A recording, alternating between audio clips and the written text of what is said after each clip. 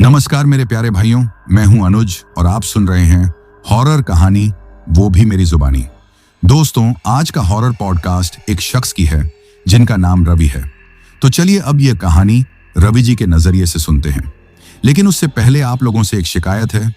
आप लोग कहानी को पूरा सुनते हैं लेकिन लाइक नहीं करते हैं। इस बार मैंने आप लोगों से बहुत उम्मीद लगाई है कि आप लोग इस बार वीडियो को लाइक भी करेंगे और चैनल को सब्सक्राइब करके अपना सपोर्ट जरूर दिखाएंगे। और अगर आप लोग चाहते हैं कि आपका नाम वीडियो में लिया जाए तो कमेंट में अपना नाम और अपने शहर का नाम जरूर लिखें। तो अब ज्यादा समय नहीं लेते हैं, चलिए कहानी की शुरुआत करते हैं। दोस्तों, मेरा नाम रवि है और मैं उत्तर प्रदेश का रहने वाला हूं। आज जो खौफनाक घटना मैं आप लोगों के साथ साझा करने जा रहा हूं, वह मेरे जीवन की सबसे डरावनी याद है। यह हादसा उसी हॉस्टल में हुआ था जहां मैं रहा करता था। वह मंजर इतना भयानक था कि आज भी उसकी यादें मुझे सिहरने पर मजबूर कर देती हैं। कई बार जब मैं शाम को बाहर घूमने जाता हूं तो ऐसा लगता है जैसे कोई परछाई मेरे पीछे चल रही हो, जैसे कोई मुझ पर नजर रख रहा हो। शायद आप सोच रहे होंगे कि यह सब मेरा वहम है, लेकिन 3 साल पहले जो कुछ कोटा के एक हॉस्टल में हुआ था, उसके बाद से मैं हर छोटी छोटी आवाज पर चौंक जाता हूं। अब आप सोच रहे होंगे कि मैं हमारे साथ क्यों कह रहा हूं। दरअसल उस रात हम 7 लोग थे और सभी की हालत एक जैसी हो गई थी। ये बात उस वक्त की है जब मैं नीट की तैयारी कर रहा था। मैं और मेरे 6 दोस्त, जिनमें 3 लड़कियां और 4 लड़के थे, एक दिन हॉस्टल से बाहर एक क्लब में पार्टी करने चले गए थे।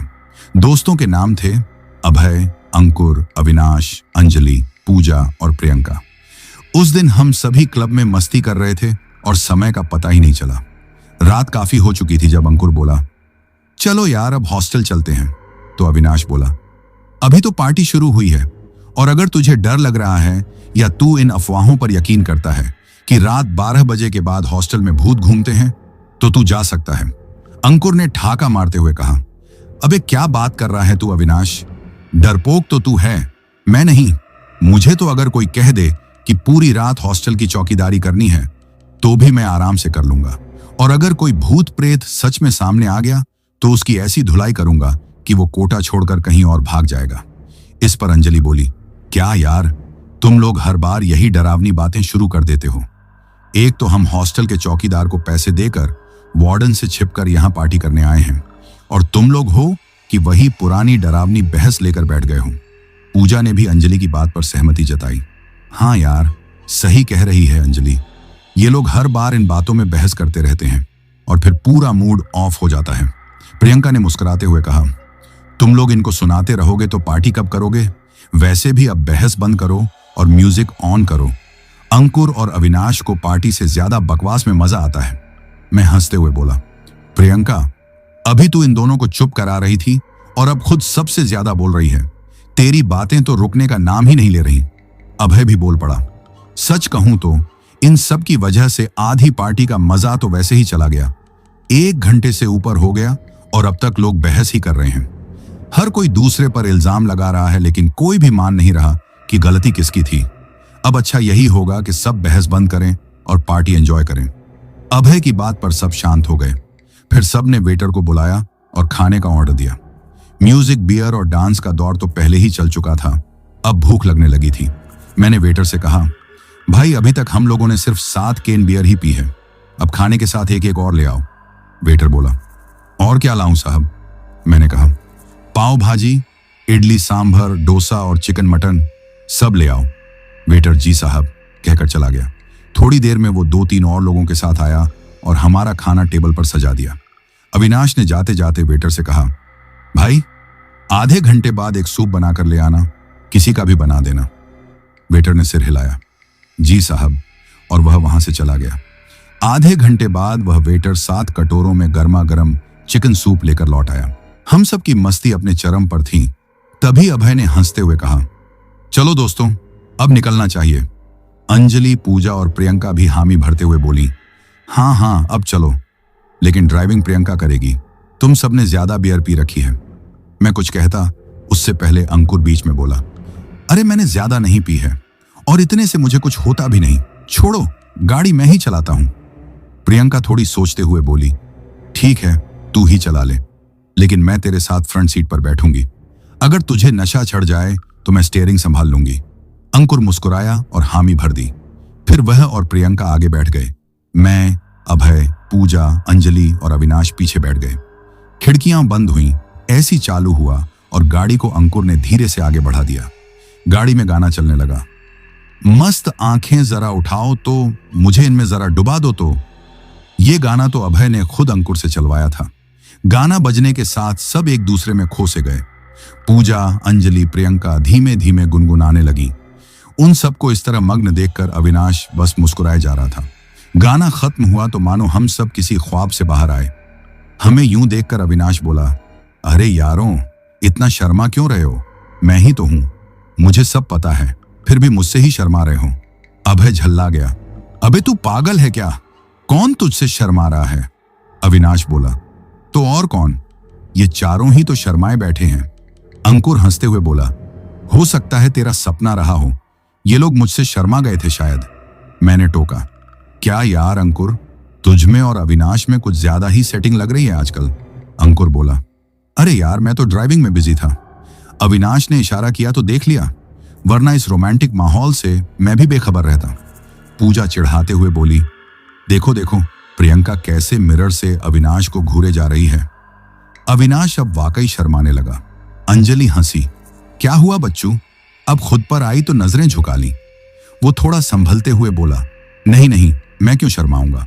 अंकुर बोला, अबे तू सबकी टांग खिंचाई कर रहा था, अब खुद ही फंस गया। अच्छा है मेरा कोई नहीं है, वरना इनकी तीखी निगाहें मुझ पर भी तीर चलाती। अभय बोला, चिंता मत कर भाई, तेरा भी कोई ना कोई आएगा ही, फिर हम सब देखेंगे तू कैसे बचता है। अंकुर मुस्कुराया, हाँ हाँ, तब की तब देखी जाएगी। हम सब हंसते खिलखिलाते कार में लौटते वक्त कब मजा ले रहे थे और कब हॉस्टल के पास पहुंच गए पता ही नहीं चला। गाड़ी रोकी गई, चौकीदार को चाबी दी गई और हम सब उतर गए। लड़कियां रोड पार अपने हॉस्टल की ओर बढ़ी और हम चारों, मैं, अभय, अंकुर और अविनाश, अपने हॉस्टल की ओर। जैसे ही हॉस्टल के दरवाजे पर पहुंचे, देखा कि अंजलि, पूजा और प्रियंका वहीं मौजूद थीं। अंकुर चौंकते हुए बोला, अरे तुम तीनों मुझसे छुपकर अब कोई नया प्लान बना रही हो क्या? हॉस्टल से भागने का इरादा है? अविनाश ने कहा, मैंने तो नहीं बुलाया, शायद रवि या अभय की प्लानिंग रही हो। मैं और अभय दोनों एक साथ बोले, अबे यार तुम दोनों पागल हो क्या? अविनाश, तू तो मेरे साथ था, फिर मैं कैसे बुलाता? और अगर बुलाता भी तो बस अंजलि को ही बुलाता। अभय बोला, और मैं सिर्फ पूजा को बुलाता। अविनाश ने कहा, अरे जब ये दोनों आएंगे तो प्रियंका क्या पीछे रहेगी?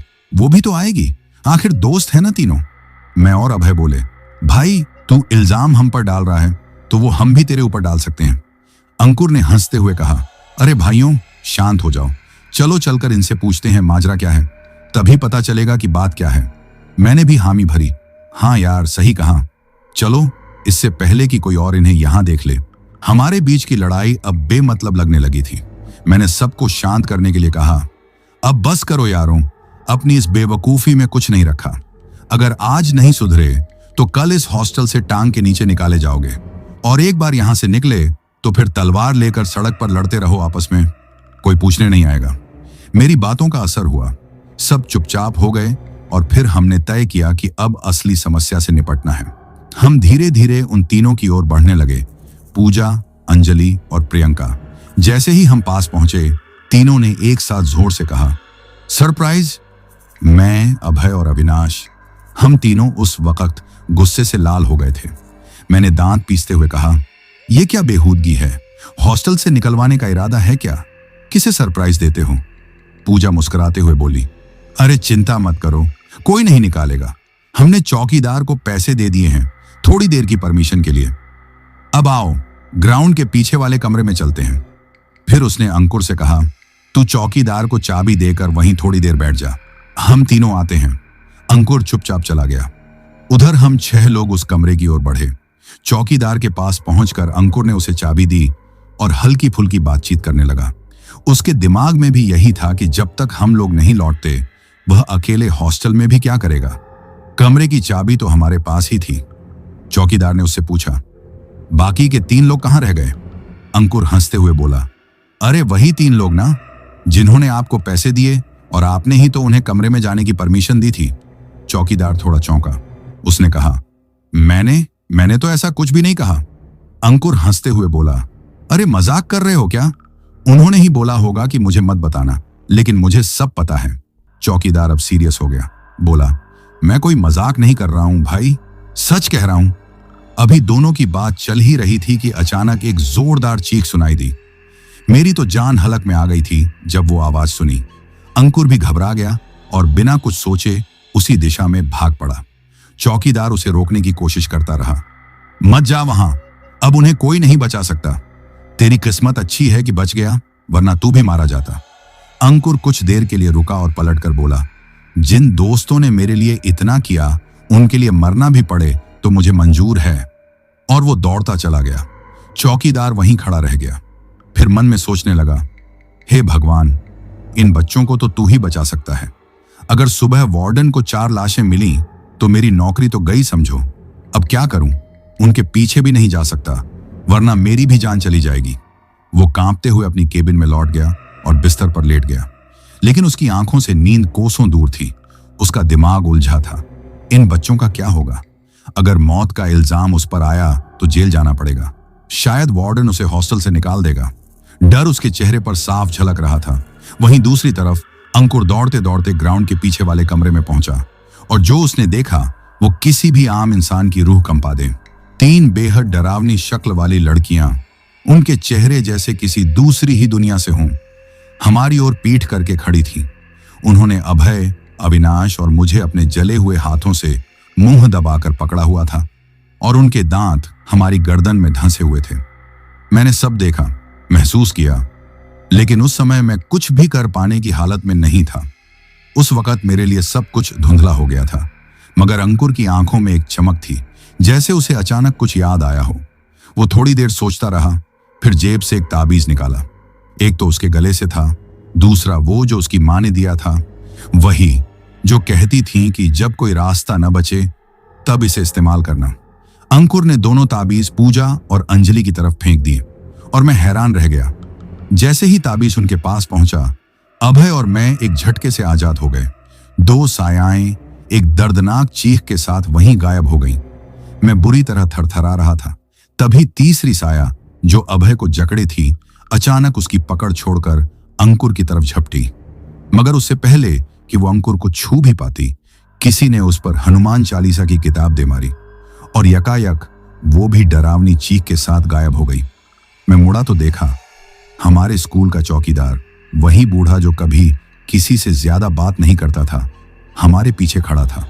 उसकी आंखों में भी एक अलग ही जोश था, जैसे वो भी अपने बच्चों के लिए कोई युद्ध लड़ रहा हो।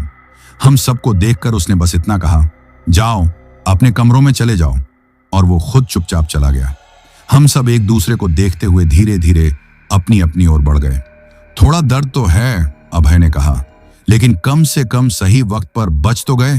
अंकुर न होता तो पता नहीं क्या होता। अंकुर हंसते हुए बोला, देखा ना, मैंने कहा था, इस भूत को ऐसी पटखनी दूंगा कि अगली 7 पीढ़ियां भी ना लौटेंगी। मैंने उसे टोकते हुए कहा, अबे चुप कर, इसमें चौकीदार का भी बड़ा रोल था। अविनाश भी बोला, ठीक है, लड़ना बंद करो, हमें इसका कोई स्थायी हल खोजना पड़ेगा, वरना अगली बार शायद कोई और शिकार बन जाए। मैंने सिर हिलाया, सही कह रहे हो यार, हो सकता है अगली बार अगर हम बच भी गए तो ये गुस्सा किसी और पर उतार दें।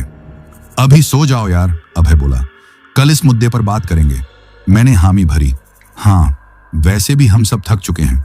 थोड़ी देर में सबने एक दूसरे को गुड नाइट कहा और अपने अपने बिस्तर पर पड़ गए, लेकिन मुझे नींद नहीं आई। अगले दिन स्कूल के बाद मैंने पूजा को सारी बात बताई और शाम 4 बजे उसी होटल में बुलाया जहां पिछली रात पार्टी थी। मैंने बाकियों को भी बुला लिया। शाम 4 बजे हम सब वहां पहुंचे, मैं, अंकुर, अभय और अविनाश, और मेरी हैरानी की हद नहीं रही। अंजलि, पूजा और प्रियंका हमसे पहले से ही वहां थी। मैं बोला, वाह, आज तो चमत्कार हो गया, लगता है आजकल की लड़कियां टाइम से आना सीख गई हैं।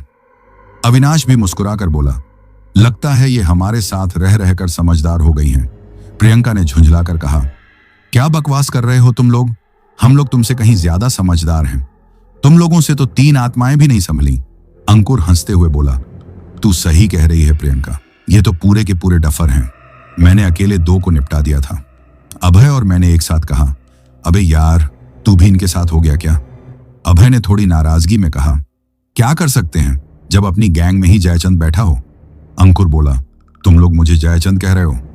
अरे ये लड़कियां तुम्हारी क्या लगती हैं, ये जानते हो? अब अगर मैं इनके साथ हूं तो ये तो मेरा फर्ज है। उसकी बात सुनकर सब एक दूसरे को देखकर थोड़े शर्मिंदा हो गए। माहौल हल्का हो गया। अविनाश ने गला साफ करते हुए कहा, अबे मुद्दे की बात तो कोई कर ही नहीं रहा। हम यहां हंसी मजाक के लिए थोड़ी ना आए हैं। अंकुर गंभीर होकर बोला, किसी ने कुछ नहीं भूला है, बस जिंदगी में जब भी मुस्कुराने का मौका मिले हम उसे छोड़ते नहीं। मुश्किलें तो हमेशा रहेंगी, मगर हंसी में जो ताकत है वो शायद किसी और चीज में नहीं होती। अब मेरी बात ध्यान से सुनो। मैंने हल्के से हाथ उठाकर सबको शांत किया। अब जब हम सब यहीं बैठे हैं तो क्यों ना बात शुरू करें? पूजा बोली, हाँ, पर उससे पहले एक एक कॉफी और कुछ खाने का ऑर्डर कर लेते हैं। अभय ने तुरंत वेटर को इशारे से बुलाया और कहा, भाई सबके लिए एक एक बर्गर, कॉफी और थोड़ा नमकीन लेकर आना।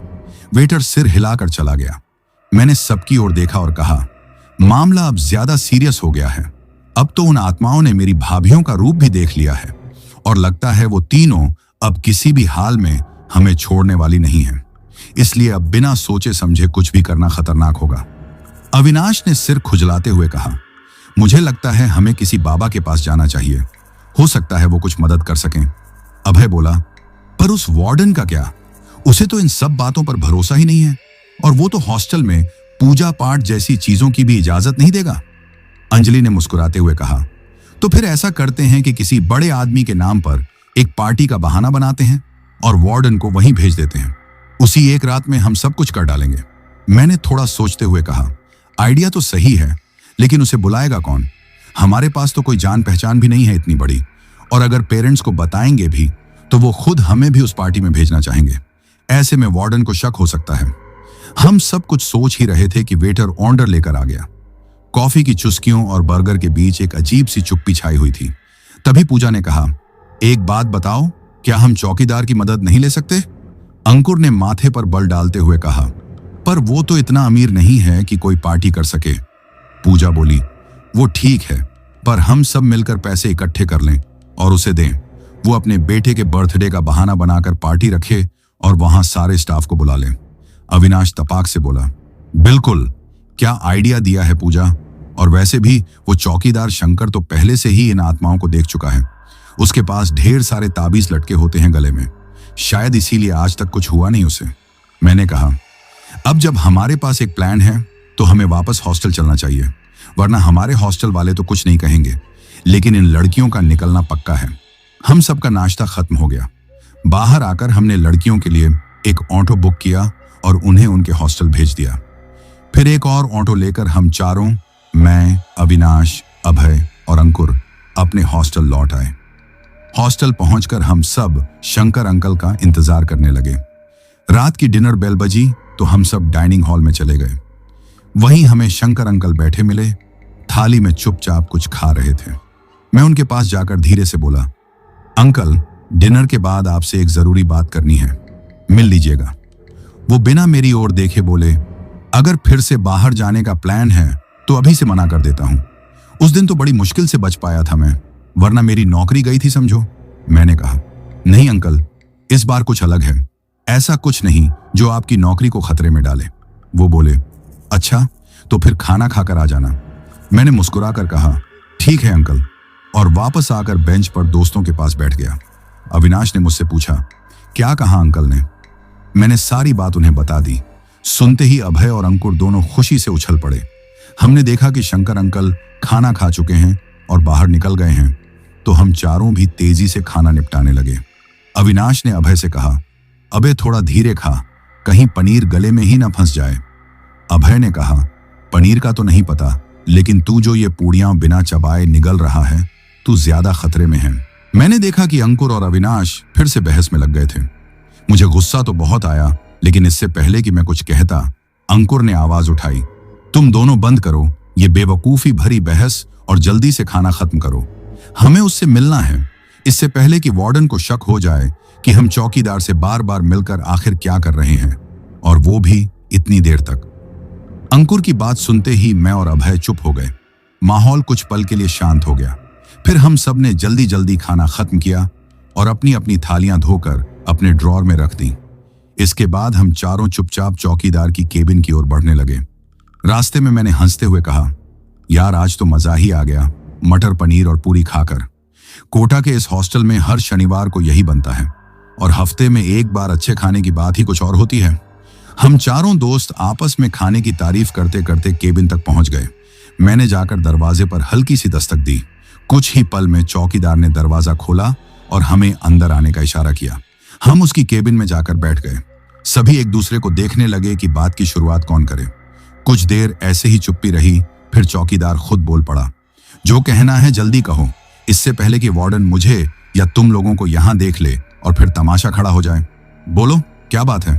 अंकुर ने हल्की खांसी से गला साफ किया और बोला, अंकल, असल में बात यह है कि आज हम चारों एक होटल में गए थे। वहां कुछ लोगों से मिले, शायद आप उन्हें जानते भी हों। उन्हीं से मिलकर हमने एक प्लान बनाया है। फिर अंकुर ने उस होटल में हुई सारी बातचीत को विस्तार से चौकीदार को समझाना शुरू किया। चौकीदार ध्यान से सब कुछ सुनता रहा। जब सारी बात खत्म हुई तो वह थोड़ा झुंझलाया और बोला, ठीक है, मैं मान भी लूं तुम्हारी बातों को, लेकिन मैं अपने घर वालों को क्या कहूं? उन्हें यह कैसे समझाऊं कि मैं अचानक इतना पैसा कहां से ले आया और अपने बेटे के जन्मदिन का झूठ क्यों बोलूं?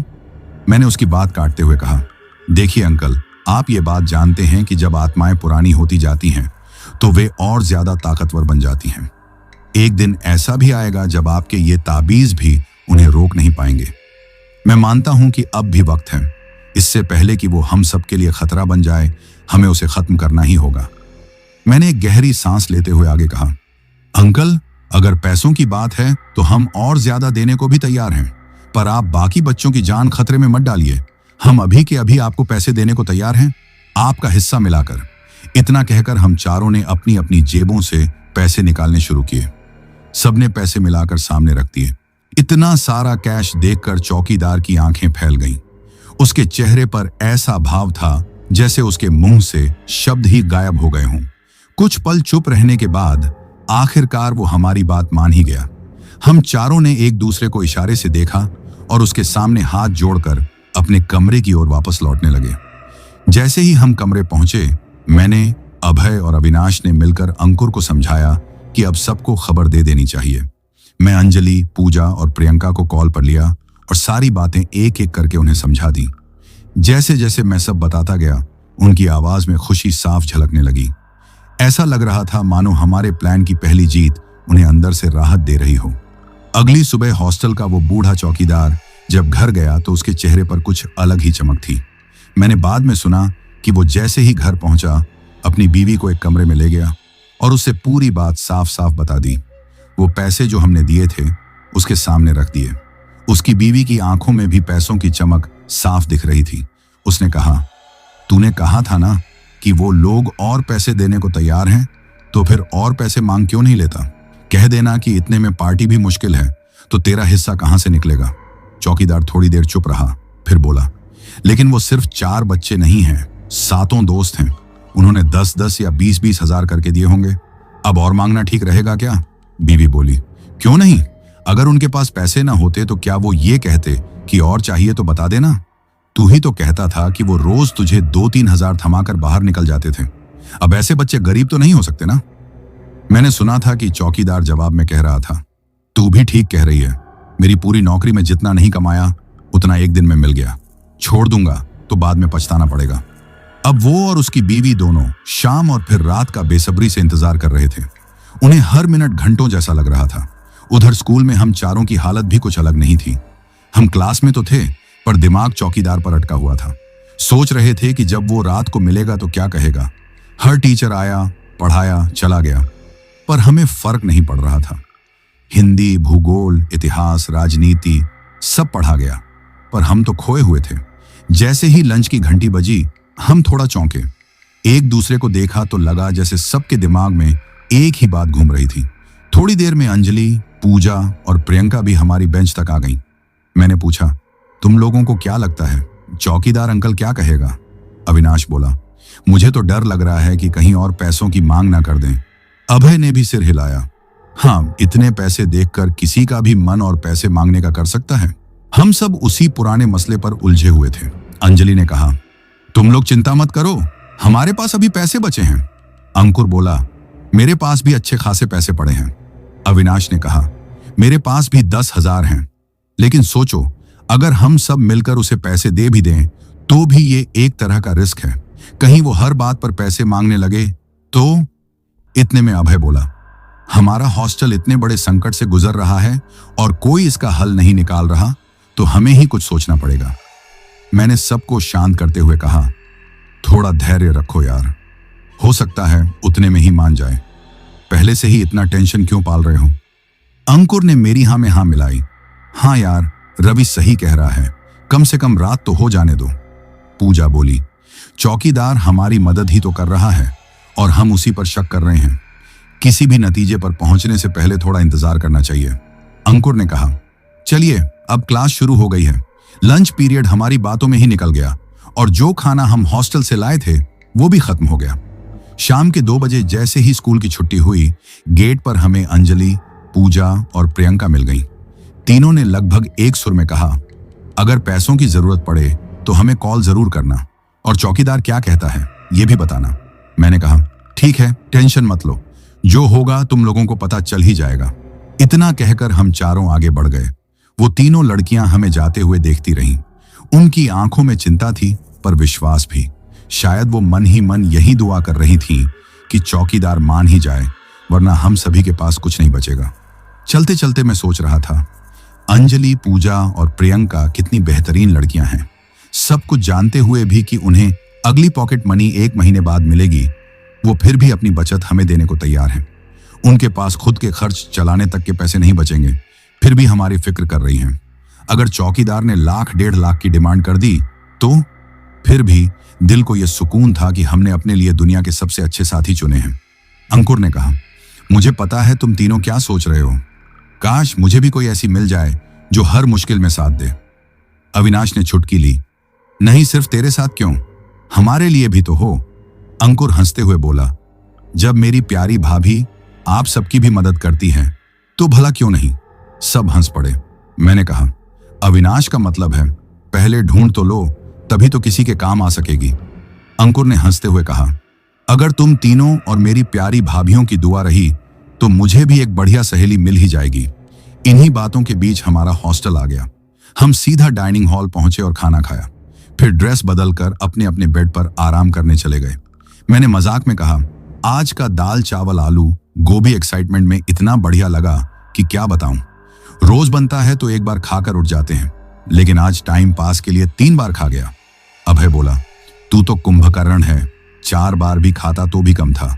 मैंने तो बस 1 बार ही खाया। मैंने जवाब दिया, इसीलिए तो तू सूखी हड्डी है। अविनाश बोला, अरे बंद करो अपनी ये लड़ाई, थोड़ी शांति से सो जाओ। शाम को क्या होगा कौन जाने, चौकीदार मानेगा या कोई नई टेंशन देगा। अंकुर हंसा, अविनाश तू तो टेंशन की चलती फिरती दुकान है। फिर गंभीर होते हुए बोला, हमने कितनी बार कहा है छोटी छोटी बातों में खुश रहना सीखो, लाइफ में यही साथ जाएगा, बाकी सब यहीं रह जाएगा। कुछ मीठी यादें जो लड़ाई मस्ती में बीतेंगी वही याद रहेंगी, किसी की टेंशन तो हमेशा याद नहीं रहती। मैंने हामी भरी, हाँ यार तू सही कह रहा है। अभय ने बात काटी, अब बंद कर ये ज्ञान देना, थोड़ा सो लो ताकि शाम को अगर कोई नई मुसीबत आई भी तो दिमाग फ्रेश रहे। उधर अंजलि, पूजा और प्रियंका भी बातें करते करते अपने हॉस्टल पहुंची। उन्होंने भी खाना खाया, कपड़े बदले और बिस्तर पर लेट गईं। आज शाम को जब हम लोग कैंटीन से वापस अपने हॉस्टल लौट रहे थे तो मैंने देखा कि पूजा और अंजलि दोनों कुछ चिंतित थीं। दोनों ने बीच बीच में कुछ बात की और मुझे महसूस हुआ कि उन्हें चौकीदार के बारे में कुछ चिंता है। अंजलि ने कहा, क्या होगा अगर चौकीदार उन लोगों के पैसे लेकर फिर से धमकी देने लगे तो? पूजा ने जवाब दिया, तू क्यों टेंशन ले रही है अंजलि, जो होगा अच्छा ही होगा, वो हमें हमेशा मदद करता आया है तो अब क्यों कुछ करेगा। प्रियंका भी कह रही थी, हाँ ऐसा हो सकता है कि वो ज्यादा पैसे देखकर लालच में आ जाए, लेकिन हमें सबको सही वक्त पर काम करने देना चाहिए, हमें अभी बुरा सोचने की जरूरत नहीं है। पूजा ने कहा, ठीक है, लेकिन मुझे एक बात और परेशान कर रही है। अंकुर के पास तो कोई दोस्त नहीं है जो उसकी मदद कर सके, हमें उसे ऐसा दोस्त दिलवाना चाहिए जो उसकी तरह ही हो और सभी का ख्याल रखे। अंजलि ने कहा, बिल्कुल, और हम सबको यह काम चुपचाप करना होगा। हमें कोई भी यह नहीं महसूस करने देना चाहिए कि हम इस सब के पीछे हैं। यह सब एक सरप्राइज जैसा होना चाहिए। हम सभी सहमत हो गए और तय किया कि हम इस मिशन को शांति से करेंगे। रात को सब सोने के बाद अगले दिन खाना खाने के बाद हम लोग चौकीदार के केबिन की तरफ बढ़ गए। मुझे तो यह भी नहीं समझ आ रहा था कि आखिर क्यों हम लोग इतना चिंता कर रहे थे, लेकिन फिर भी कुछ ना कुछ तो करना ही था।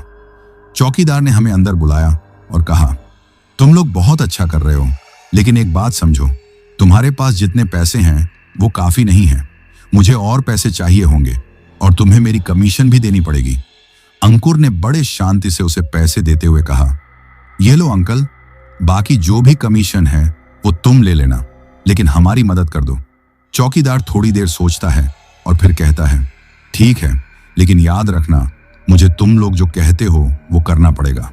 हम लोग सोच रहे थे कि वह कैसे इतना बेफिक्र होकर बात कर रहा है, लेकिन हम भी जानते थे कि अगर हम थोड़ा सा गुस्सा करते तो यह पूरा मामला उल्टा पड़ सकता था। अंत में हम सभी बाहर आ गए और अंकुर ने कहा, देखो, गुस्सा दिखाने से कुछ नहीं होता। अगर हम गुस्से में आकर अपना आपा खोते तो चौकीदार तो मना कर देता। हमें धैर्य रखना चाहिए था। अब हम सबको समझ में आ गया था कि यह सब कितनी समझदारी से किया गया था और हमें अपनी खुशियां बहुत संभाल कर रखनी चाहिए। मैं सोच रहा था कि गुस्सा हर जगह काम नहीं आता। जहां प्यार से काम बन रहा हो वहां प्यार से ही काम करना चाहिए, क्योंकि गुस्सा कभी कभी चीजों को बिगाड़ भी देता है। तभी अभय कहता है, ठीक है, अब हम ऐसा नहीं करेंगे, पर तुम लोग अपनी यह रामायण बंद करो। अंकुर कहता है, हाँ, अभय ठीक कह रहा है। अब हमें परसों के बारे में सोचना चाहिए। जो होने वाला था उसे तुम दोनों महान बुद्धिमान लोगों ने बच्चा तो लिया। कुछ देर बाद हम चारों रूम में आ जाते हैं। मैंने अंजलि से कहा, देखो, हम सभी जो शक कर रहे थे वह एकदम सच निकला। अंजलि कहती है, कोई नहीं, पैसे तो आते और जाते रहते हैं, बस तुम इतना याद रखो कि तुम अभी रहने वाले और आगे आने वाले बच्चों के लिए कितना बड़ा काम करने जा रहे हो। तुम खुद सोचो, यहां आने से पहले तुम लोग खुद इन सारी चीजों पर विश्वास नहीं करते थे, तो अब यहां रहने के लिए आने वाले और बच्चे कैसे विश्वास करेंगे? मैंने कहा, हाँ, शायद तुम सही हो। फिर कुछ और देर बात करने के बाद मैंने गुड नाइट बोलकर फोन काट दिया। अविनाश प्रियंका से कहता है, तुम जो स्वामी जी को जानती हो उनको हम लोगों के बारे में बताना और सुबह उनके आश्रम का एड्रेस सेंड कर दे देना मेरे पास। फिर हम चारों जाकर उनसे आने का निवेदन करके आ जाएंगे।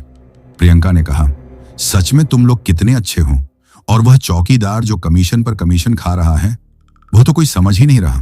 मैं कहती हूं, तुम लोग अपने मिशन में जरूर सफल होगे। थोड़ी देर बाद उन्होंने फोन काट दिया।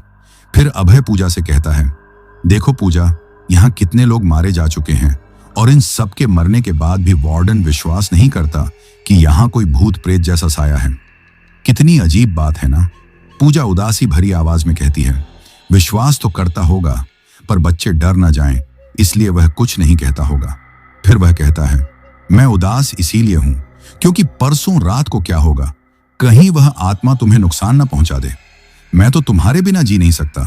तुम देख रही हो, तीनों एक दूसरे से कितना प्यार करते हैं। क्या बात है, आजकल तो तुम तीनों एक दूसरे के बिना अधूरी सी लगने लगी हो। हम दोनों रात के 1 बजे तक बातें करते रहते हैं और फिर एक दूसरे को गुड नाइट बोलकर सो जाते हैं। चौकीदार भी सुबह सुबह वार्डन समेत हॉस्टल के सभी स्टाफ को अपने बेटे की पार्टी के लिए इनवाइट करके अपने घर चला जाता है। घर जाकर वह अपनी पत्नी को सारी बातें बताता है और फिर कोटा के सबसे बड़े होटल को बुक करता है। होटल का एड्रेस वार्डन को भेजते हुए चौकीदार कहता है, सर, ये मेरे बच्चे का पहला बर्थडे है। इसको मैं बड़े ही धूमधाम से मनाना चाहता हूं, तो आप जरूर से जरूर इस एड्रेस पर टाइम से पहुंच जाना, क्योंकि आपके बिना तो यह पूरी पार्टी अधूरी लगेगी। मैंने इस जन्मदिन को मनाने के लिए अपनी सारी कमाई लगा दी है, क्योंकि यह मेरा पहला बेटा है और इसका बर्थडे हमेशा के लिए यादगार बनाना चाहता हूं। वार्डन रिप्लाई करता है, अरे आप चिंता मत करिए, मैं समय से वहां पर पहुंच जाऊंगा। चौकीदार धन्यवाद करके फोन काट देता है। अगले दिन शाम को हॉस्टल के सभी स्टाफ और वार्डन एक कैब बुलाकर होटल के लिए जाने की तैयारियां करने लगते हैं। वह उस दिन की रात के लिए दूसरे चौकीदार को वहां बुला लेते हैं और उससे कहते हैं, थोड़ा बच्चों पर ध्यान देना, कोई शोर ना मचाए और कोई भी बच्चा बाहर ना जाए। चौकीदार कहता है, ठीक है सर, आप जैसा कहेंगे वैसा ही होगा। चौकीदार को सब कुछ समझाने के बाद, वार्डन और स्टाफ के जाने के बाद हम चारों दोस्त चौकीदार के पास आ जाते हैं। मैंने चौकीदार को पिछली घटी सारी घटनाएं बता दी। पहले तो चौकीदार डरने लग जाता है, फिर संभलते हुए कहता है, तुम शायद बाहर जाने का प्लान बना रहे हो। उसी रात जब सब कुछ अचानक से डरावना होने लगा, अंकुर ने सबसे पहले मुझसे कहा, रवि, कोई भी बाहर मत निकलना, चाहे कुछ भी हो जाए। उसके चेहरे पर जो डर था वो मैं पहली बार देख रहा था। चौकीदार हमसे झुंझलाते हुए बोला, क्या बकवास कर रहे हो तुम लोग, कोई कुछ नहीं है यहां। लेकिन अंकुर ने गुस्से से जवाब दिया, बकवास मैं नहीं कर रहा। अगर अपनी जान प्यारी है तो इस केबिन से बाहर कदम मत रखना, वरना खुद जिम्मेदार होंगे। चौकीदार ने हमें घूरते हुए कहा, तुम लोग दिमाग खराब कर रहे हो, देख लेना, अभी वार्डन को फोन लगाता हूं तुम्हारी इस नाटकबाजी की शिकायत करने। मैंने कहा, अंकल, अगर आपको यकीन नहीं हो रहा तो आइए हमारे साथ, हम आपको कुछ दिखाना चाहते हैं। हम सब, मैं, अंकुर, अभय और अविनाश, चौकीदार को लेकर वापस केबिन में गए।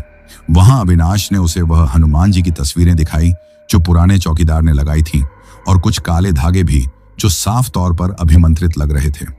अभय ने धीमे से कहा, अब तो भरोसा हुआ ना? अगर यहां कुछ नहीं होता तो पुराने चौकीदार अंकल ये सब क्यों रखते? हम चौकीदार को समझा ही रहे थे कि तभी दरवाजे पर हरिओम नमः शिवाय बोलते हुए एक साधु बाबा आए। उन्हें देखकर हम सब तुरंत उनके पैर छूने गए। चौकीदार को हमने उनका परिचय दिया। बाबा को देखकर पहली बार चौकीदार को हमारी बातों पर भरोसा होता दिखा। साधु बाबा ने चौकीदार से कहा, जल्दी से कुछ बाल्टियों में मीठा शरबत बनाओ, उसमें नींद की गोलियां मिलाकर हर बच्चे को पिलाओ और नीचे आ जाना। चौकीदार ने उनकी बात मानते हुए लगभग 10 बाल्टियों में वाटर कूलर से पानी भरकर उसमें चीनी और गोलियां मिलाईं और हर कमरे में जाकर बच्चों को पिलाना शुरू किया। कुछ देर में जब वह नीचे आया तो बोला, काम हो गया बाबा। फिर बाबा ने अपनी झोली से कुछ चावल, एक डिब्बी में भस्म और अभिमंत्रित लोरी निकाली और हम चारों को साथ लेकर हर रूम के बाहर एक एक लाइन खींच दी। इसके बाद बाबा ने अपने साथ लाई ईंटों और लकड़ियों से एक हवन कुंड तैयार किया। उसके चारों तरफ उन्होंने भभूत से एक सीमा खींच दी और हमें बैठने को कहा। हम सब बाबा के आसपास बैठ गए। उन्होंने मंत्र पढ़ना शुरू किया और कुछ ही देर में डरावनी आवाजें गूंजने लगीं। ये आवाजें इतनी भयानक थीं कि हमारे शरीर कांप उठे। बाबा बोले, किसी भी हालत में इस कुंड से बाहर मत निकलना, चाहे कोई वार्डन के भेष में भी आ जाए। जब तक मैं कुछ ना कहूं, बाहर मत जाना। थोड़ी ही देर में 3 जले हुए शरीर प्रकट हुए। उन्होंने चिल्लाकर कहा, ओ बाबा, बंद करिए अपने मंत्र, वरना इन बच्चों के साथ तू भी मरेगा। लेकिन बाबा मंत्र पढ़ते रहे। बाबा ने आंखें बंद कर लीं और थोड़ी देर बाद पूछा, तुम तीनों यहां क्यों आई हो? उनमें से एक लड़की चीख कर बोली, नहीं बताएंगे, चाहे कुछ भी कर ले। बाबा मंत्र पढ़ते रहे। कुछ ही देर में एक लड़की कांपती आवाज में बोली, मैं सब कुछ बताऊंगी, लेकिन मुझे इंसाफ चाहिए, आज ही, अभी के अभी। उसने बताया कि हॉस्टल के रात वाले चौकीदार शंकर, रसोइया संजय और दिन वाले चौकीदार रमेश ने उसे प्यार का झांसा देकर संबंध बनाए और फिर छोड़ दिया। जब उसने शादी की बात की तो उन्होंने मिलकर उसे मार डाला और हॉस्टल के पीछे पार्क में दफना दिया।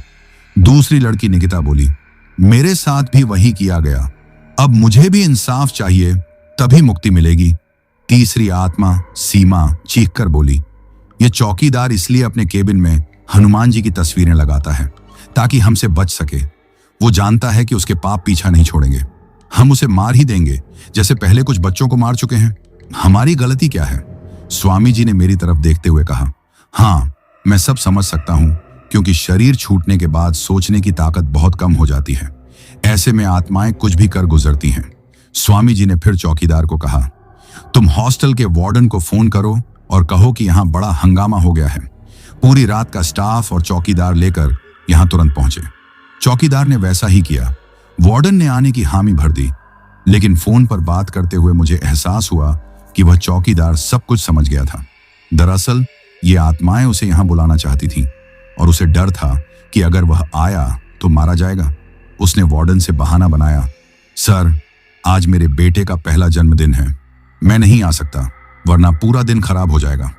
फोन पर मौजूद चौकीदार ने तुरंत पलटकर कहा, यहां पुलिस भी आई है और वह आपसे बात करना चाहती है, कृपया तुरंत आ जाइए। पुलिस का नाम सुनकर वह चौकीदार डर गया। कहीं वार्डन को शक न हो जाए कि पहले जिन बच्चों की मौतें हुई थीं उनके पीछे उसी का हाथ था। उसने जल्दबाजी में घर वालों से कहा कि 1 घंटे में वो घर लौट आएगा और फिर वार्डन के साथ हॉस्टल की ओर निकल गया। कुछ ही देर में दिन की शिफ्ट का चौकीदार, जिसका नाम रमेश था, और रसोइये संजय को भी बुला लिया गया। तीनों जैसे ही वहां पहुंचे, मुझे एक अजीब सी हलचल महसूस हुई। ऐसा लगा जैसे आत्माएं अब उनके ऊपर टूट पड़ने वाली हों। तभी स्वामी जी ने मंत्रों का जाप करते हुए माहौल शांत किया और कहा, मुक्ति से पहले कोई और पाप मत करो। इन लोगों को धरती का कानून सजा देगा। बस इनसे इनके सारे गुनाह कबूल करवा लो ताकि हम रिकॉर्ड करके पुलिस को दे सकें। ये सबूत हमें इन्हें फांसी तक पहुंचाने में मदद कर सकते हैं। आत्माएं सहमति में सिर झुकाकर भारी स्वर में उन तीनों की ओर बढ़ी। उनके चेहरों पर विकरालता थी, आंखों में ज्वाला सी। पीछे खड़ा वार्डन ये नजारा देखकर भागने ही वाला था कि स्वामी जी ने उसे रोकते हुए कहा, भागना नहीं, पुलिस को फोन करो। वार्डन ने भी वैसा ही किया। अब जब आत्माएं तीनों आरोपियों के बिल्कुल पास पहुंच गईं, तो डर से उनके चेहरे सफेद पड़ गए। तभी अंजलि आत्मा की शक्ल में सामने आई और तेज आवाज में बोली, अगर तू बचना चाहता है तो अपने सारे पाप कबूल कर, वरना मेरी फटकार से तू जल जाएगा। उसकी कड़क आवाज और भयानक रूप देखकर तीनों कांपने लगे और एक एक करके अपने सारे गुनाह कबूल करने लगे। मैं यानी रवि अपने मोबाइल में वो सब रिकॉर्ड कर रहा था। थोड़ी देर में स्वामी जी ने चारों तरफ फैली तांत्रिक ऊर्जा को अपने मंत्रों से मिटा दिया ताकि किसी को पता न चले कि वहां कोई ऐसी प्रक्रिया हुई थी। फिर वो धीरे धीरे वहां से उठकर जाने लगे। जाते जाते स्वामी जी ने मुझे और अंकुर को समझाया, जो किया है वो धर्म के लिए था, अब इसे आगे मत बढ़ाना, बस पुलिस को दे दो सबूत। स्वामी जी गेट पार करके चले गए। थोड़ी देर में पुलिस भी पहुंच गई। मैंने तुरंत मोबाइल बढ़ाया और कहा, सर, ये तीनों शराब के नशे में अपने गुनाह कबूल कर रहे थे। इन्होंने यहाँ की आया के साथ बहुत गलत किया है। सबूत के तौर पर यह रिकॉर्डिंग है। पुलिस अफसर ने जब रिकॉर्डिंग सुनी तो उसमें बस उन तीनों की आवाजें थीं। कोई आत्मा या डरावनी आवाज नहीं थी, जिससे यह केस और भी पुख्ता लग रहा था। तीनों आरोपी शंकर, रमेश और संजय बुरी तरह डर गए। पुलिस ने उन्हें गिरफ्तार कर लिया और कहा, सुबह दोबारा आएंगे, तब तक हम इन्हें थाने ले जा रहे हैं। उनके जाते ही स्वामी जी एक बार फिर लौटे। इस बार उन्होंने हवन कुंड सजाया और मुक्ति क्रिया पूरी की। मैंने देखा कि आत्माएं एक तेज ऊर्जा में बदलकर ऊपर आकाश की ओर उड़ चली। एक अजीब सी शांति फैल गई थी। सब कुछ निपटने के बाद वार्डन ने मुझसे पूछा, यह सब कैसे हुआ? अंकुर ने शुरुआत से अंत तक की सारी घटना वार्डन को बताई। वार्डन बहुत खुश हुआ और कहा, तुम लोगों ने जो किया वो तारीफ के काबिल है। तुम्हारे जितने भी खर्चे हुए हैं मैं सब वापस कराऊंगा। अब तुम लोग आराम करो। तो दोस्तों, ये कहानी यही खत्म हुई। अब जिन भाइयों ने अपना नाम वीडियो में कमेंट किया था उनका नाम लेते हैं। राहुल सिंह आदापुर से, सैलिन कुमार डोला बौलीपुर से, शिवसागर असम से, प्रियांशु भंडारी तहरी गढ़वाल से, अक्षय परिंदा जयपुर से, अनीता शर्मा त्रिलोकपुरी से, अमित गुप्ता त्रिलोकपुरी से, लोकेश शर्मा बदरपुर से, प्रेम लोरहावाल त्रिलोकपुरी से, बलवीर कश्यप त्रिलोकपुरी से, रिंकू रोहिणी पंजाब से, अभिजीत भाई असम से, अफजाल भाई सऊदी अरब से, रीना हैदराबाद से, ज्वेल बांग्लादेश ढाका से, कृष्णा भाई नेपाल से, तिनसुकिया असम से, सुनीता मलिक बुरहानपुर मध्य प्रदेश से, दुर्गेश भास्कर भाई छत्तीसगढ़ से, विकास जंग थापा भाई दुबई से, राजा चौहान भाई असम से, राहुल भाई बिहार से, प्रशांत द्विवेदी यूएस से, आशिकरा भाई मुजफ्फरपुर से, ईश्वर शर्मा त्रिलोकपुरी से, शशि शर्मा त्रिलोकपुरी से, सन्नी शर्मा त्रिलोकपुरी से, मिहिर शाह एंड फैमिली अहमदाबाद से, अमन धलीवाल भाई पंजाब से, कालूराम तेजी जयपुर से,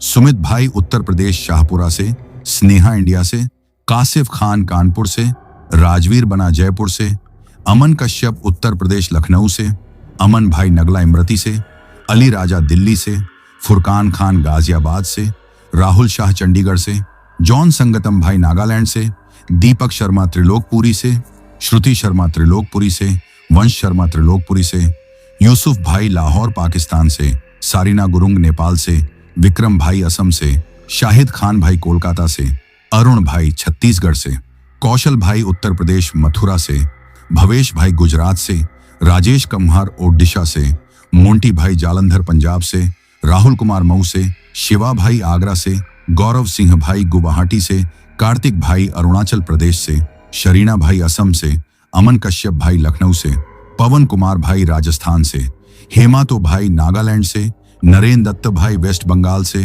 अंकित अग्रवाल भाई मध्य प्रदेश से, साजन भाई पंजाब से, मिहिर शाह एंड फैमिली अहमदाबाद से, इफ्तिखर भाई इस्लामाबाद पाकिस्तान से, श्रद्धा राय बालाघाट से, मोहम्मद जकरिया भाई इस्लामाबाद पाकिस्तान से, श्यामलाल भाई नागालैंड से, आदित्य भाई राजगीर इंडिया से, शिवा पाटिल भाई इंडिया से, आक्रमूल भाई इंडिया से, राहुल प्रजापति गुजरात से, अनुज कुमार बिहार से, राहुल महतो बिहार से, शिव प्रसाद पाटिल महाराष्ट्र पुणे से, कृष्णा भुजेल भाई इंडिया से, अनिल चौहान भाई बिहार से, संजय कुमार भाई दिल्ली से, चांद अली खान भाई हरियाणा से, समीम भाई हैदराबाद से, अजय अग्रवाल भाई उत्तर प्रदेश से, बालास्वेर भाई ओडिशा से, सैफ अली भाई झारखंड से, बिमल भाई नेपाल से, शकील भाई जम्मू कश्मीर से, अफरोज भाई मुंबई से, विशाल भाई मुंबई से, नदीम खान भाई ढाका बांग्लादेश से, रिंकू भाई ओडिशा से, देवेश भाई मुजफ्फरपुर से,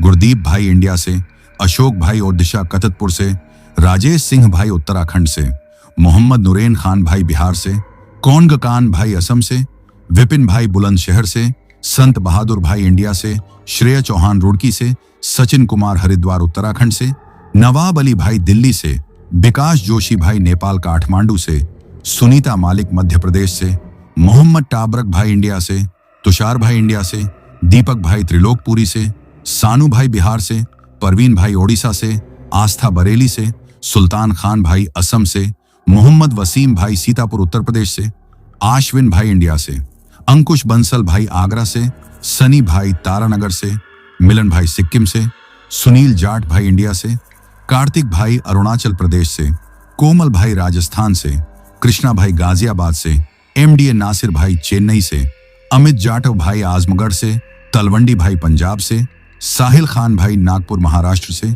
मंसूर भाई वेस्ट बंगाल से, कृति भाई ओडिशा से, तौसिफली भाई बिहार से, विवेक भाई दुबई से, अशोक भाई नेपाल से, स्मार्टी रोहन सिंह भाई इंडिया से, अंकुल भाई बीसलपुर से, करीना क्वीन पौरी घरवाल उत्तराखंड से, विशाल विसटा भाई नेपाल से, रंजना कुलदीप भाई अबोहर से, मुराद खान भाई इंडिया से, किरण दास वेस्ट बंगाल से, सक्षम भगत भाई पंजाब से, वसीम अहमद नागपुर महाराष्ट्र से, आफ्ताब आलम खान भाई इंडिया से, आमिर भाई नेपाल से, हरीश भाई कर्नाटक से, रिम्बाटो मरिंग भाई मेघालय से, शब्बीर हुसैन सऊदी से, आजाद आलम भाई झारखंड से, अंकित भाई दिल्ली से, राजू भाई सूरत गुजरात से, माफिया भाई इंडिया से, सुशील भट्ट क्षेत्री भाई काठमांडू नेपाल से, नितेश बाबू इंडिया से, विवेक जाट भाई उत्तर प्रदेश से, मोहम्मद साहिल भाई उत्तर प्रदेश से, विकास भक्ति भाई असम से, कदीर अहमद आजाद भाई कश्मीर पाकिस्तान से, सुनील राम भाई अनूपगढ़ से,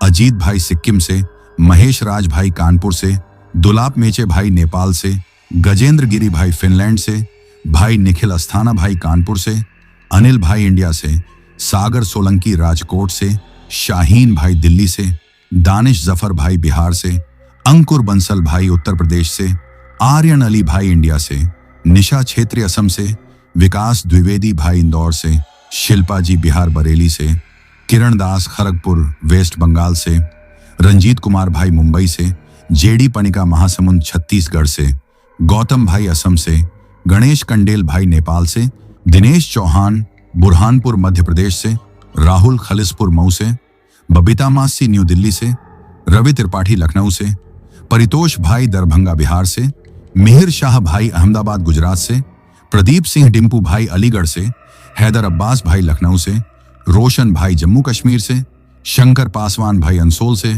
मंटू अग्रवाल भाई गुवाहाटी असम से, अमित पवार भाई बारामती से, दीपक भाई सहरसा से, प्रदीप चौहान भाई शिमला से, सोमबा भाई नागालैंड से, फारूक भाई तेलंगाना से, मोहन भाई नेपाल से, विजय भलावी भाई महाराष्ट्र से, नागेश गोरे भाई हैदराबाद से, विश्वादीप घोष भाई माथाभंगा से, विनोद गुरुंग भाई दुबई से, रवि जायसवाल भाई सोनभद्र से, वाजिद भाई पाकिस्तान से, सोहम भाई चंडीगढ़ से, प्रदीप भाई शिमला से, आकाश एक्का भाई इंडिया से, स्मृति रंजन ओडिशा से, राणुगिरी दुबई से।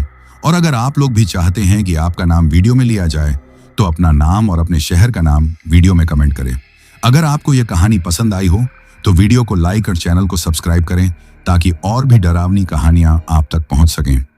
कहानी को अंत तक सुनने के लिए दिल से धन्यवाद दोस्तों। आज के लिए बस इतना ही, मिलते हैं जल्द ही कुछ नई कहानियों के साथ। तब तक के लिए अपना ध्यान रखिए।